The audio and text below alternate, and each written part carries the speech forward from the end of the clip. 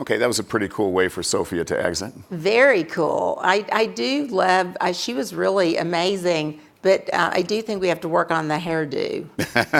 If we're going to make her a real Southern gal with the accent and all, we got to work on the hairdo. So She likes your accent, and just so everyone knows, she is being repositioned, and beginning at the coffee break, we have a process by which we're going to try to get everyone over the next few hours, a little bit at a time, everyone to have a picture with her, ask her a question, and move on. So with that, first to Teresa, it is so great to have you back at CES Government. I know some of you out there have been here at every one, and some of you have been at many, but as when we started this, Teresa Carlson was at Microsoft and was one of the first, our first major supporter.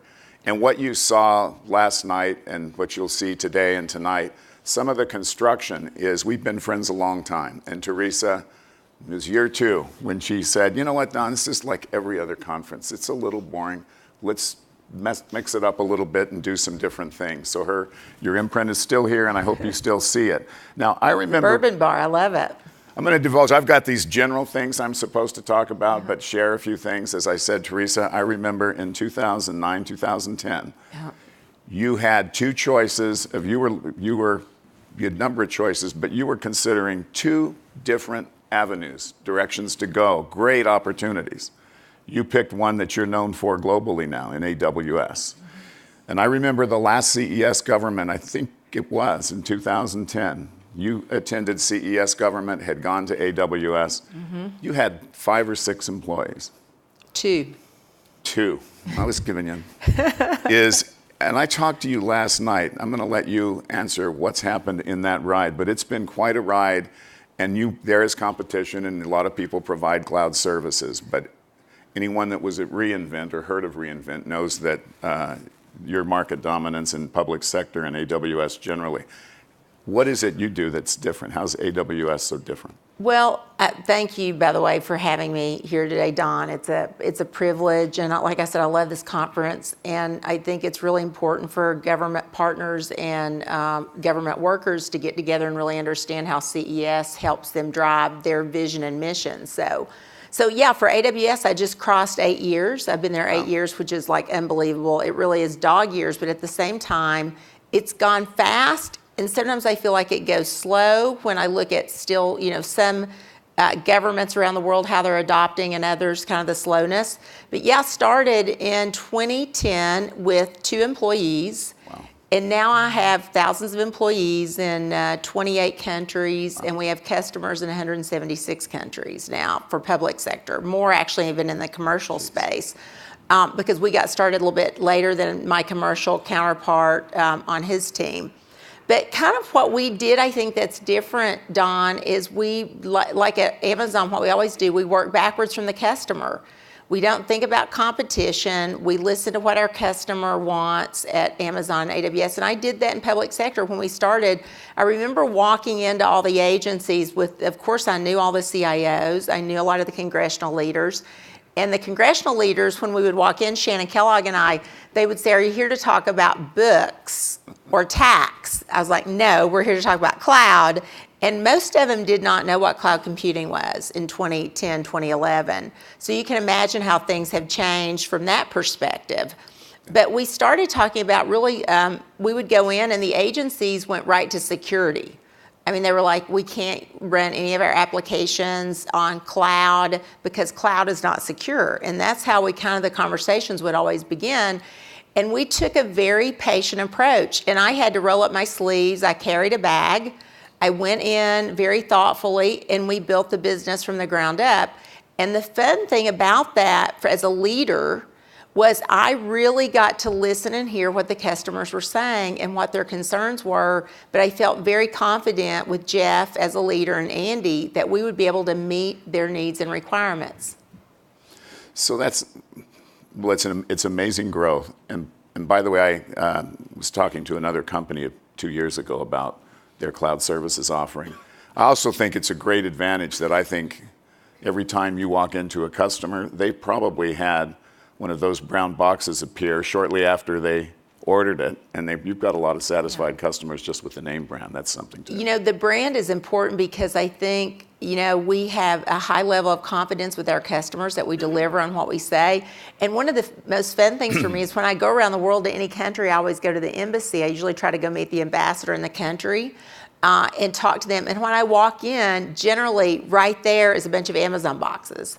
And they say, we're so happy we have Amazon to kind of deliver into the country the services we need through our APOs and all. And the brand does make a difference, but also we're builders and we like hard problems. And I think another thing that kind of differentiates us as a technology company working in the government sector, we don't go in and ask for large contracts. We go in, we create a model that allows the customer to experiment with our services and then scale them, which is a very different model than going in and trying to ask for large upfront deals and ask for a whole lot of money. We kind of let our customers experiment and then scale. That's interesting I do think that the Amazon brand is important. It's great. And we have those brown boxes, and I like them when they arrive. I do not like that invoice that arrives one day a month. And it gets bigger, and it's, I don't want it to approach, it's getting too close to the mortgage payment. But anyway, this is about innovation. CES, you all have been here. And government we had discussions yesterday, we'll have more this afternoon about the challenges, and Eric alluded to it in his remarks about sometimes is slower to innovate. Yeah. Sometimes isn't. I look at, reInvent, you have unbelievable attendance at that from all your customers. But 43,000 this year at reInvent. That's amazing. But also in government, you battle, I think GAO reports that over 80% of the systems are legacy. You have legacy systems, you have legacy providers, and you still have, we talked about it yesterday in a couple of sessions, the cloud, is it secure? You still have that. What do you do, and how do you approach governments? And frankly, who would you say are leaders in our government and around the world in terms of, you got blockers and people that have been doing things the same way for a long time, and how do you drive innovation in the cloud? Well, kind of in 2013, everything changed when we won the contract with the intelligence community. That's right. And that, again, I think most people said, Amazon can't do that. There's no way that they can work with the intelligence community. And again, I think our approach was, we thought about it very differently. We worked backwards with the intelligence community customer on their needs. And now we have a very robust, mission business, and we're really partners. It's not about being with the intelligence community. It's not a vendor relationship with them. It's a true partnership, and we've learned a lot together. But believe it or not, Don, with doing that, it changed actually the way enterprises around the world looked at cloud.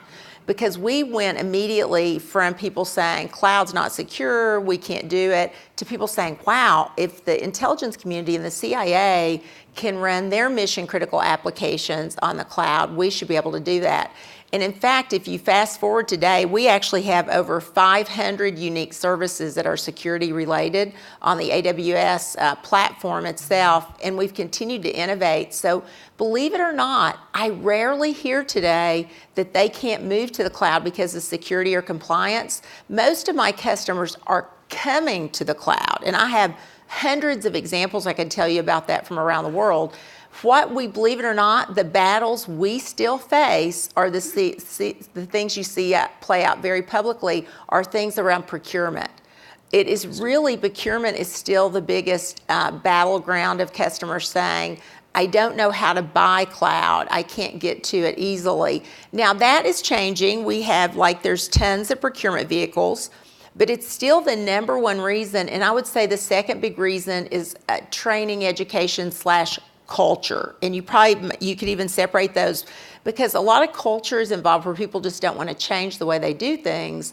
But it's the new normal, and you cannot fight gravity. I mean, you really can't fight gravity anymore, and governments around the world are seeing that.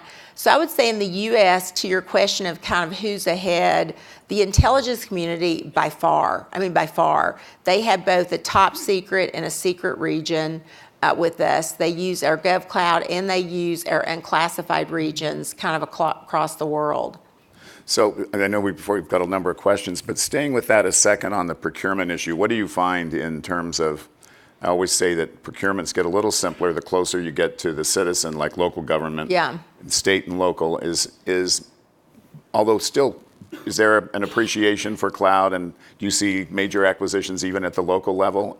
We are. The thing that I did, I felt like if I look at all the segments, just for everybody out there, I kind of, in my portfolio, I have anything government. So I have any federal governments around the world, state and local government.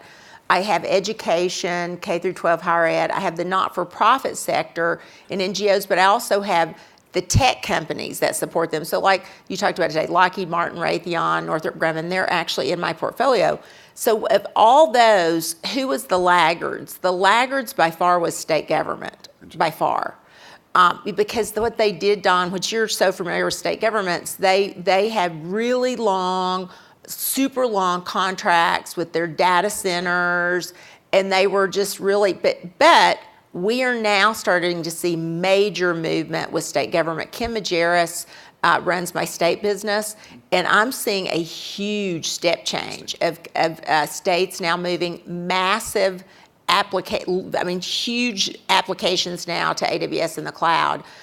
So that probably was the slowest. So we're starting to see good procurements in that space. Local's just more agile. Like you said, they can really move kind of fast. Cities can move faster unless you're like a New York or, where you have a lot of bureaucracy still around your procurement process. So that's interesting to know that state governments are a little slow, and I think that I can appreciate that. The other, looking at CES this year and the whole focus less on devices, but more on the things that drive it. We have the IoT. Yep. Mike Majorana is going to talk to us this afternoon about 5G and what does that mean. And then you think of the cloud and innovation and this whole thing of artificial intelligence. It's enabled by the cloud and unlimited computing power. But are you seeing, and at what levels of customers, both in the United States and abroad, an interest in AI? Is it real? Are you starting to see it? Is it embryonic, or where are we? It's very real, and I love the first presentation this morning because it's what everybody wants to talk about. Now, to level set, if you think about AI, people start talking about AI, but what powers AI is machine learning. And machine learning is the third or fourth evolution of machine learning. And you can go back to all of us in this room and look at how we had fits and starts of machine learning. And why did machine learning not really ever work? Well, it didn't work because you didn't have capacity or scale, processing power, and the ability just to move really fast. So the reason you have this resurgence, and all those companies, I think about 85% of them all run on AWS of what he showed up there. I'll have to go back and look, but I took a photo because a lot of those, most startups start and run on Amazon Web Services. We have the largest portfolio of startups in the world, and they were our original customers. But the reason AI has picked up steam is because of cloud computing. It makes it possible. It allows experimentation. It allows these companies to set up and move fast. And the other thing, at AWS, we launched something called SageMaker a year ago, not this past reInvent, but a year ago. We launched our platform for AI and machine learning, and it's going gangbusters. And it's a platform that's very easy that allows anyone to do machine learning, hence then pick up and do AI. So what also, just as a point, Don, what was lacking in this world was that, believe it or not, the tools were so complex. It also took a very high level of computer scientist, engineer to do this. Now, again, what we can see, Digital Globe is a really good partner of ours, and they have a great example of where they took 100 petabytes of data and trained it in 1 week to do amazing things like go out geospatially and find both refugees out at sea, looking at locations that some are classified on what they were doing. But 100 petabytes in less than a week, their engineers picked it up and used it through our SageMaker and AI platform. So again, what's changed? The tools are available for anyone now to get going and move fast. So that's why you're seeing this huge resurgence and movement of AI companies and tools out there. So it's very real. And I predict in 2019, we're going to see double or triple everything that we saw in 2018 around this space. That's really interesting. And related to that is and I wonder how your customer base, the interest level they have in privacy. And I'll tell you, we had a discussion on that too. Part of me thinks privacy is generational. Yes. If you ask the people who are running our country in some of these committees, they're concerned about concepts that appear to me, well, you're using our data for this, you're using our data for that. If you ask Sarah Lenore, our daughter out there, she loves the data being directed. I think generations look at it differently. Do you find a concern with this whole AI and being to do it? How do you address privacy concerns, Europe and in the United States? Yeah, well, we should be concerned about privacy.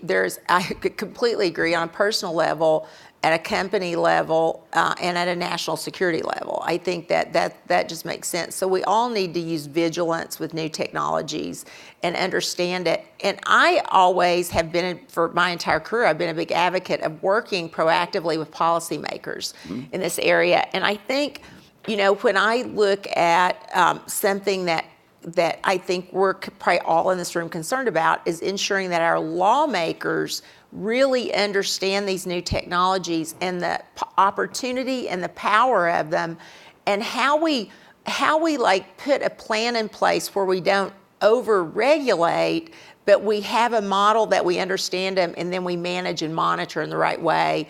So that's super important. We've got to think about it like GDPR. If you go outside the U.S., I was just in India now, who's looking at the same kind of model of GDPR, and all of our tools and services meet GDPR. So we're going to have to be more and more concerned. We should be as citizens. But let me give you kind of another view of this as well. Tools like at AWS, Rekognition, Lex, Poly, that are powered, if you look at Alexa and other tools of AI, they are doing amazing things to help our law enforcement and our national security space, Don. One of the things that I'm very proud of that we've been able to do is work with groups like Thorn and the International Center for Missing and Exploited Children. And here's what we're doing. I was talking with some of your folks last night. Things that are happening with children being sexually exploited and trafficked, and just other individuals around the world. Our law enforcement, they do not have the space or the capability to deal with all this. So we've worked with groups like Thorn, that's a not-for-profit, where we have found, working through Lex and Poly and Rekognition, looking on the dark web, looking at 150,000 advertisements for sex trafficking a week coming out or more. We scan these, we go through them. We've identified 21,000 individuals we've helped get back home. 6,000 plus of those are children. And these are like horrible graphic images that individuals, humans, cannot look at every day and process properly. So these are the kind of tools that can really help our law enforcement by aggregating and using machine learning and AI in a way that really helps. I have 1,000 other examples of how these tools are being used in a good way, but at the same time, yes, I think from a compliance standards and privacy perspective, we also have to be vigilant as companies and as lawmakers and as groups to make sure that we are appropriately setting standards and boundaries on these. Interesting answer. And that is that whole thing of the good and the bad and the unintended consequences. If you think about it, when you were at Microsoft, at the advent of the whole world addicting itself to computers, personal computing, storing anything of any value on computers. And it was all done before too many people thought about security, that somebody could steal it. There were 500 million people on Facebook before anyone thought maybe it's more than just sharing pictures with your friends. And now we're in this AI, which is incredibly powerful. And I think about the unintended consequences keep getting more extreme. People's lives are so improved with technology and some of the things that are available to us today.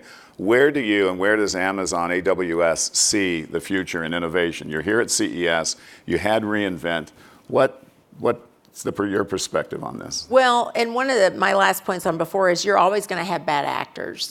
Always, and everything. So we have to be prepared for that as a government and as individuals.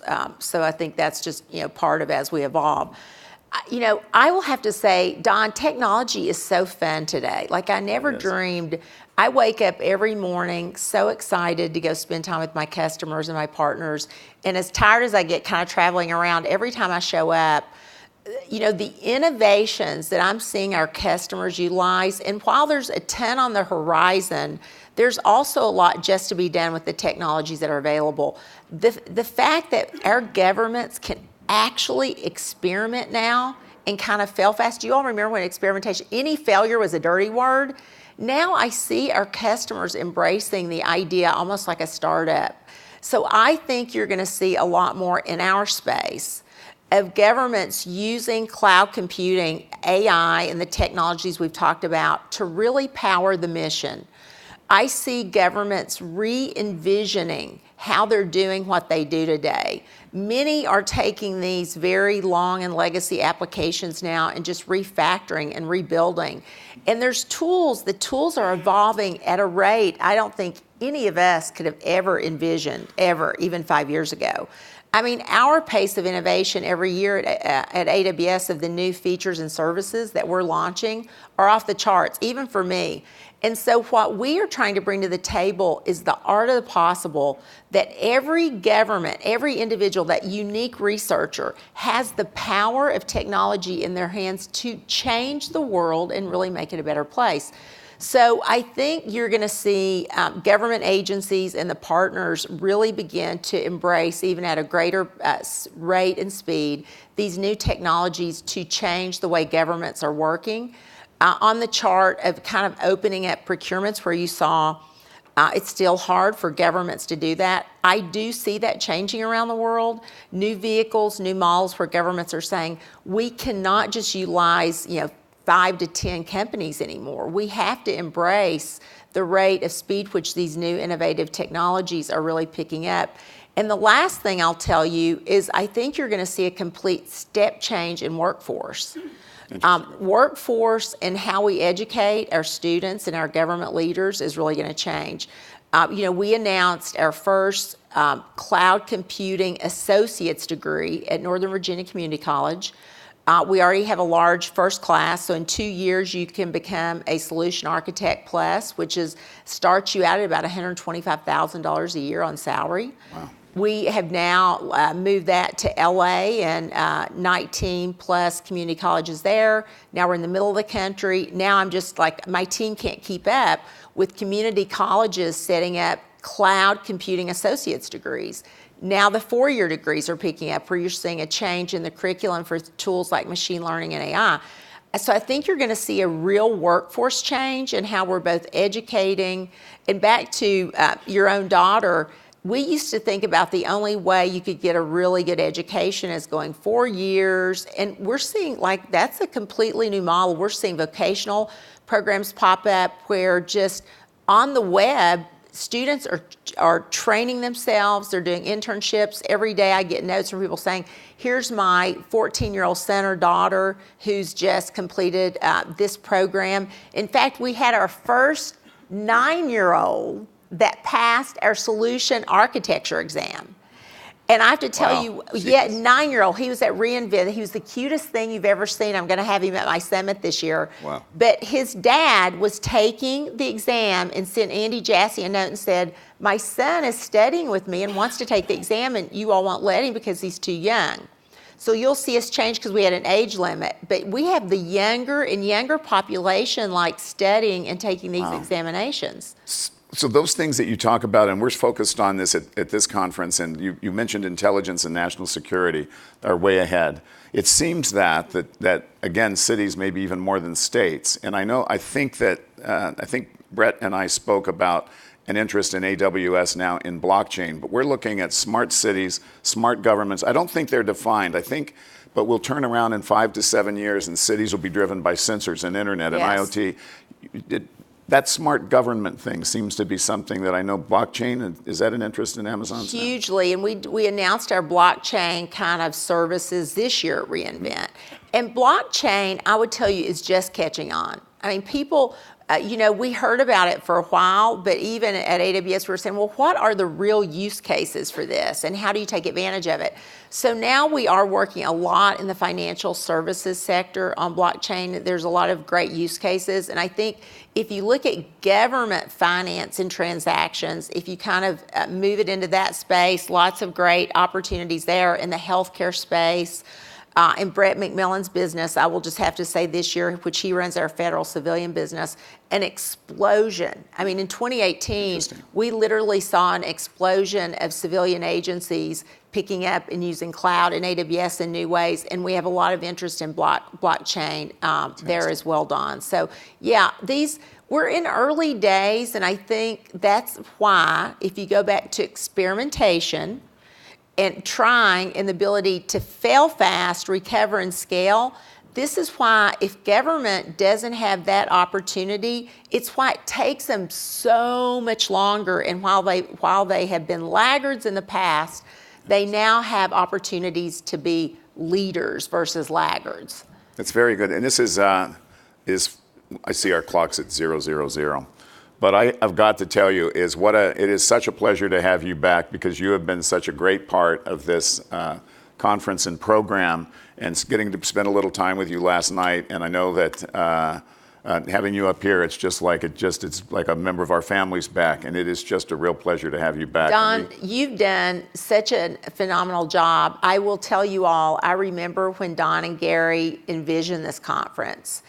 And I really still believe it should have 2,000 or 3,000 people here, because it's just really important that our government leaders understand how CES can change what they're doing, and just that exploration of all the new tools and technologies. But I remember when there was like maybe 20 or 30 of us, so it's like amazing. And who could predict a government shutdown? I mean, no one, right? You couldn't predict this. But I want to thank you for your work and your efforts and what you've done for the community to keep this going. And next year, expect the bourbon bar to even bigger, and I'm going to pick the bourbon. So. Okay, good. Thank you, Teresa. Thank you, Don. That's fantastic. So great. Thank you so much.